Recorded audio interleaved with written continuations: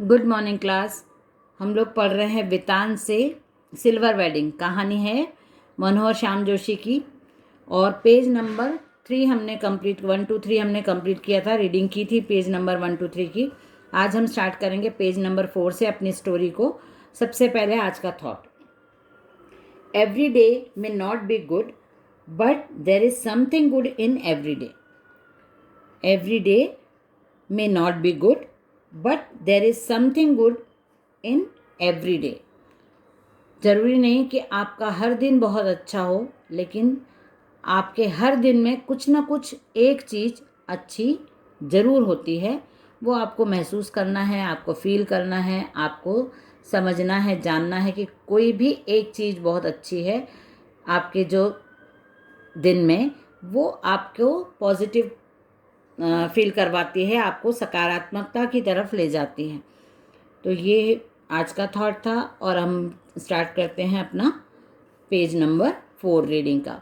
हमने कल की क्लास में रीड किया था कि जो यशोधर बाबू हैं वो एक सरकारी ऑफिसर हैं, पर उनकी कुछ अपनी मान्यताएं हैं, अपने विचार हैं, अपनी परंपरा हैं, अपने सिद्धांत हैं जीवन के, जो उन्होंने मतलब समय के साथ वो उससे समझौता भी नहीं करते हैं, बदलते भी नहीं हैं। जो वर्तमान स्थिति है उसको कहीं ना कहीं वो स्वीकार नहीं पाते हैं। तो अभी हमने स्टार्ट किया है पढ़ते समय हमको ये पता चला कि उनकी 25th मैरिज एनिवर्सरी है, जिस दिन वो ऑफिस से निकलते हैं। वहाँ से हमारी स्टोरी स्टार्ट हुई है। अब हम आगे पता करेंगे, धीरे धीरे हमको यशोधर बाबू समझ में आएंगे कि क्या उनकी मनस्थिति है या क्या उनकी विचारधारा है। तो जब चड्डा ने उनसे पैसे मांगे पार्टी के लिए, जिस दिन उनकी मैरिज एनिवर्सरी है, तो ऑफिस के जो उनके कर्मचारी हैं उन्होंने पैसे मांग के पार्टी लेना चाहिए। तो उन्होंने बोला कि आप लोग कर सकते हो, लेकिन ये सब मैं मानता नहीं हूँ, ये मेरे सिद्धांत के खिलाफ है, जो हमारे कल्चर में नहीं है उसको मैं नहीं फॉलो करता हूँ अपनी लाइफ में। तो आप लोग चाय पानी पियो। और उन्होंने और 20 रुपये दिए। 10 रुपये पहले दे चुके थे, 20 रुपये उन्होंने फिर दिए।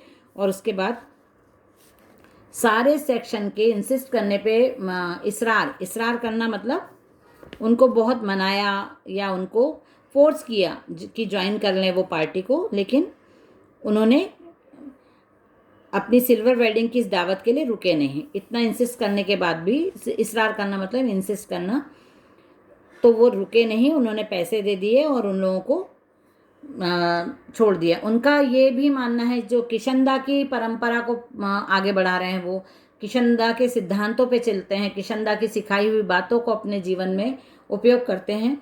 तो उनका ऐसा मानना था कि मातहत मतलब मैंने पहले भी बताया आपको, अधीनस्थ कर्मचारी जो उनके अंडर में काम करते हैं, उन लोगों के से चलते चलाते थोड़ा हंसी मजाक कर सकते हो आप, लेकिन उनके साथ बहुत ज़्यादा बैठना और बहुत ज़्यादा घुल मिल जाना, ये किशनदा के सिद्धांतों के विपरीत है। और ये उनका मानना है कि इससे बहुत टाइम वेस्ट भी होता है, उनकी परंपरा के विरुद्ध है। ये सब समय की बर्बादी का कारण होता है। उसके बाद यशोधर बाबू के नियम, मतलब दैनिक जो नियम था उनका ये था कि ऑफिस से निकलने के बाद वो सीधा घर नहीं जाते थे। वो कहाँ जाते थे? मंदिर जाते थे, बिरला मंदिर, और वहाँ पर बैठ के ध्यान करते थे। या तो वहाँ के बगीचे में बैठ जाते थे, वहाँ प्रवचन चल रहा होता है वहाँ बैठ जाते थे, या फिर वहाँ कहीं अकेले में बैठ के वो ध्यान करने लगते थे। ये उन्होंने नया स्टार्ट किया था, अपने दैनिक दिनचर्या में शामिल किया था उन्होंने। ये बात उनके उनकी पत्नी और बच्चों को बहुत अकड़ती थी, अच्छी नहीं लगती थी। लेकिन फिर भी बच्चे भी बोलते थे, आप कोई बहुत बूढ़े नहीं हो गए हैं, इतनी उम्र नहीं है आपकी कि आप रोज़ रोज़ मंदिर जाएं, इतने ज़्यादा व्रत करें, ऐसा उनकी पत्नी और बच्चे उनसे बोलते थे। लेकिन यशोधर बाबू ये सब टोका टोकी को अवॉइड करते थे, नज़रअंदाज कर देते थे, और सिद्धांत के धनी थे। मतलब जो सिद्धांत उनके थे उसी का पालन करते थे, उसी को फॉलो करते थे। किशनदा के अनुसार यही निशानी है। सिद्धांत के धनी थे किशनदा भी, और उनकी निशानी इन्होंने अपने जीवन में अपना ली थी। और सिद्धांतवादी बनना है तो अपने नियमों को लेकर ही चलना होगा, ऐसा यशोधर बाबू ने अपने जीवन में दैनिक दिनचर्या में शामिल किया था। उसके बाद वो बिरला मंदिर से उठकर पहाड़गंज जाते थे और पहाड़गंज से सब्जी फ्रूट्स जो भी उनको डेली सामान लेना रहता था घर का वो लेते थे। और उसके बाद वो किसी से मिलना हो, कुछ भी करना हो, ऐसा करते करते वो 8 बजे तक अपने घर पहुंचते थे। जो शाम को 5 बजे ऑफिस से छुट्टी होने के बाद निकलते तो सीधे 8 बजे वो घर पहुंचते थे। जब वो बिरला मंदिर से घर जाते थे तो उनको रास्ते में वो जगह दिखाई देती थी जहाँ पे वो किशनदा के साथ रहते थे। किशनदा का क्वार्टर जो अब टूट के और उसके ऊपर 6 माले की बिल्डिंग, मतलब 6 स्टोरी मल्टी बन रही है वहाँ पर। तो उनको ये सब देख के बहुत बुरा लगता था, क्योंकि वो वहाँ रहे हुए हैं किशनदा के साथ। किशनदा का क्वार्टर अब टूट रहा है और इस एरिए में यशोधर बाबू का क्वार्टर इसी एरिया में है, वो इसी एरिया में रहते हैं, गोल मार्केट के। और उनको बहुत बार ऑफर भी होता है गवर्नमेंट क्वार्टर दूसरा अलॉट होना, जहाँ नए क्वार्टर्स बन गए वहाँ, लेकिन वो इस एरिया को छोड़ के नहीं जाना चाहते, इसलिए वो हर बार मना कर देते हैं और इसी पुराने क्वार्टर में रहते हैं। पुराने क्वार्टर टूट रहे हैं सारे, लेकिन फिर भी उन्होंने एक क्वार्टर को अपने नाम अलॉट करवा के वहीं रहना पसंद करते थे, वहीं रहना। उनकी पत्नी ने बोला कि ये भी टूटेगा तब क्या करेंगे, तो उन्होंने बोला जब होगा तब देखी जाएगी। ये उनका किशनदा से सीखा हुआ ही जुमला था कि जो होगा वो देखा जाएगा, या जब होगा तब देखा जाएगा। और उसके बाद धीरे धीरे उनका विचारधारा बच्चों के साथ मेल नहीं खाने लगी। धीरे धीरे बच्चे बड़े होने लगे, बच्चों और उनके विचार अलग अलग होने लगे, क्योंकि यशोधर बाबू सिद्धांतवादी थे, अपने सिद्धांतों पे चलते थे और नई वर्तमान जो विचारधारा है उसके साथ उनके विचार मेल नहीं खाते थे। इसलिए हमेशा उनके घर में बहस, लड़ाई झगड़ा ये सब होता रहता था, कभी बच्चों के साथ, कभी पत्नी के साथ। जब उनके बच्चे छोटे थे तो वो बच्चों को पढ़ाने में मदद करते थे, लेकिन अब मदद कर सकते थे, लेकिन वो जैसे विचार नहीं मिलते थे, झगड़ा वगैरह बहस होने लगती थी, इसीलिए वो जल्दी घर भी शाम को नहीं आना चाहते थे।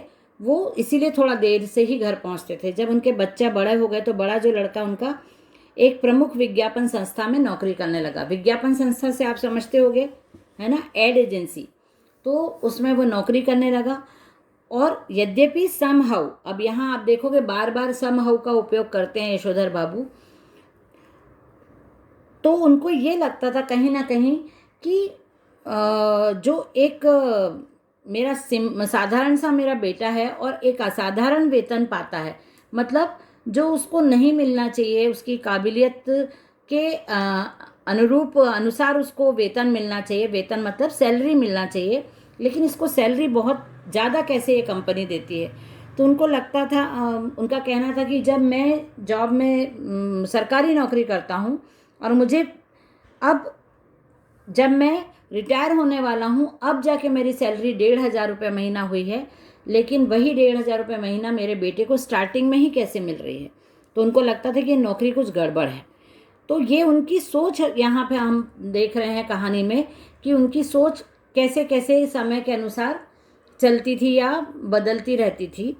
और दूसरा बेटा जो उनका था वो आईएएस की परीक्षा उसने दी थी और वो सेलेक्ट भी हो गया था एलाइड सर्विसेज की सूची में, लास्ट उसका नाम आया था, लेकिन फिर भी जो मतलब सेलेक्ट तो हुआ था, सिलेक्शन हुआ था, फिर भी उस लड़के ने जाने को मना क्यों कर दिया। ये उनके दिमाग के प्रश्न हैं यशोधर बाबू के। उनका तीसरा बेटा स्कॉलरशिप लेकर अमेरिका चला गया पढ़ाई करने, और उनकी एक बेटी थी जिसका वो शादी करना चाहते थे, पर वो लड़की बार बार जो भी रिश्ते ये लोग लेकर आते थे वो मना कर देती थी और इन लोगों को धमकी भी देती थी माता पिता को कि मैं भी अपनी फर्दर स्टडी के लिए, अपनी हायर स्टडीज़ के लिए अमेरिका चली जाऊंगी, डॉक्टरी मतलब हायर स्टडीज़ करने चली जाऊंगी। तो बार बार वो धमकाती थी और जो भी रिश्ते आए जाते थे उनको वो मना कर देती। ये वहाँ समहाउ यह भी अनुभव करते हैं कि वह खुशहाली भी कैसी जो अपनों में परायापन पैदा करे। अब इनको खुशी तो होती है अपने बच्चों को, बच्चों की प्रोग्रेस देख के, तरक्की देख के, पढ़ाई लिखाई देख के, लेकिन फिर भी कहीं ना कहीं उनको ये लगता है कि ऐसी खुशी किस काम की जो मुझे अपने बच्चों के सामने शेयर नहीं कर सकता बच्चों के सामने, मैं बता नहीं सकता कि मैं कितना खुश हूँ। एक पिता होने के नाते मेरी बॉन्ड बच्चों से क्यों नहीं बन पा रही है।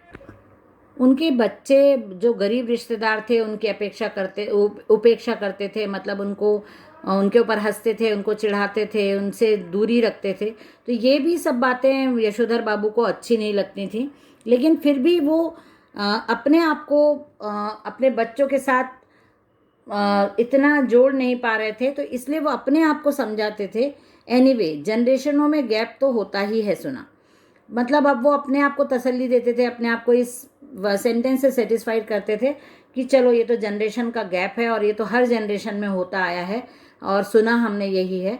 तो वो अपने आप को ऐसे तसल्ली देते थे, पर कहीं ना कहीं उनको बुरा भी लगता था कि मैं अपने बच्चों से इतना ज़्यादा पिता होने के बाद भी जुड़ा हुआ महसूस नहीं करता हूँ, या उनके साथ अपनी खुशी या और अपने दुख बांट नहीं सकता हूँ, उनकी खुशी को सेलिब्रेट नहीं कर सकता उनके साथ, अपनी खुशी को उन तक मतलब बता नहीं, शेयर नहीं, मतलब प्रकट नहीं कर पाते हैं कि मैं बहुत आप लोगों के लिए खुश हूँ। तो ये सब यशोधर बाबू के व्यक्तित्व को हम देख रहे हैं यहाँ पे इस पाठ में। और आज अभी हमने पेज नंबर 5 तक कंप्लीट कर लिया है, पेज नंबर 6 को हम नेक्स्ट क्लास में कंटिन्यू करेंगे। ओके, चलिए बाय एवरीवन।